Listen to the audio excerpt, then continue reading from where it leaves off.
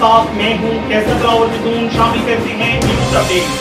फकीराबाद जिला अटक, railway track पर हादसा, 17 साल नौजवान ट्रेन के नीचे आने से जाँ बाग।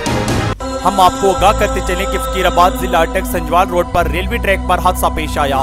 17 साल नौजवान ट्रेन के नीचे आने से जहां बाग हो गया। इब्तदाई इतलात के मुताबिक जहां बाग होने वाले नौजवान का नाम इस्माइल बताया जा रहा है, जो नारोवाल का रिहायशी था।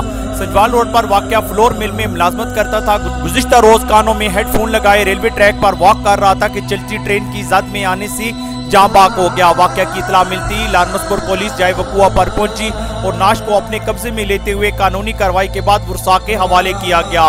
इस्माइल के दीगर दोस्त इसकी नाश को इसके आबाई गांव लेकर गए, जहां जवान साला बेटे की मौत की खबर ने माँ बाप पर क़यामत बर्पा कर दी।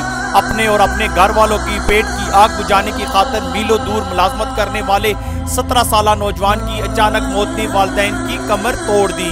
कैमरामैन एजाज अहमद के साथ कैसर दिलावर जदून, शनासा टीवी, हसन अब्दाल।